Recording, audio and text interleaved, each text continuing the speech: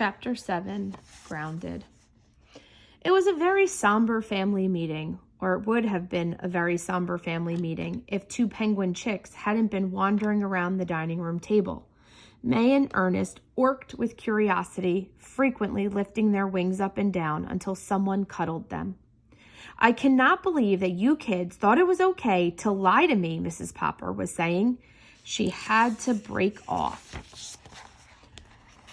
Though, when Ernest stood in front of her and fixed her with an intense stare, "What do you want?" "He wants you to hold him," Joel exclaimed. Mrs. Popper nervously picked up the chick and cradled him in the crook of her elbow. Her expression melted. "Is that better, Ernst? Anyway, what was I saying? Oh, right. I'm very mad at you for thinking you could lie to your very own mother. What do you want? Are you hungry, little Ernst?" "Aw, they really love tuna fish," Nina said quietly. "Well, we should stock up," Mrs. Popper said. "We have only a couple of cans left." She struggled to turn her expression stern again. "This doesn't mean that I'm okay with your lying to me. You two are still in big trouble."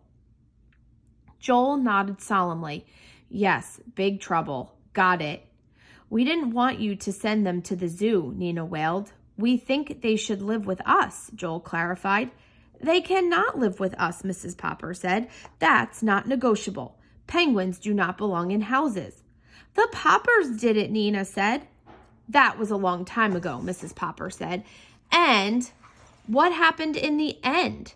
"They realized that the penguins needed to be in nature, and Mr. Popper did the right thing. He brought them back to the wild." "Mom," Joel said. "Yes, Joel." "The penguin pavilion was already closed when we got here, so I didn't see it in action or anything, but I don't think it sounds like it was a good place for penguins. They left 2 eggs behind. I don't think they deserve to have Ernst and May back." Their mother sighed. "I'm inclined to agree.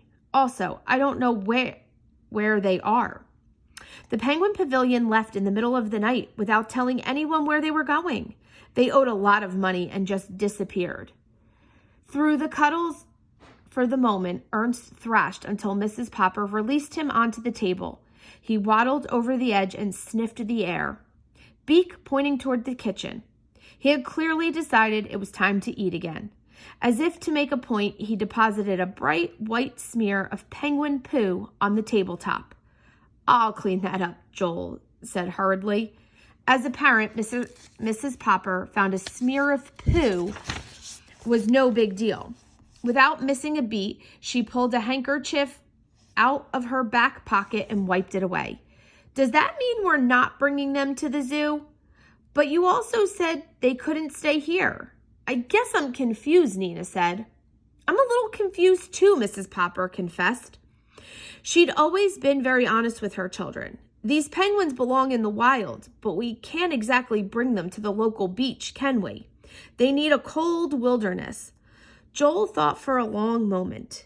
"Every kid around here knows that Mr. Popper brought his penguins up to the Arctic, to Popper Island," he said.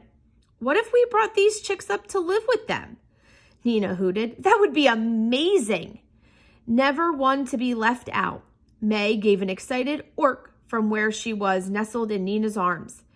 "It's fall break soon," Nina said, petting May's fuzzy head. "We could go then." "Just how do you kids imagine we'll get all the way to the Arctic?" Mrs. Popper asked. "Stillwater may be the fancier city," Joel said, "but there's one advantage to living in Hillport, if you catch my drift." "I have no idea what you're talking about," Nina said. "Port, Nina, port," he said, pantomiming a ship rocking on the sea. "Oh, yeah," Nina said. "I do like traveling by boat."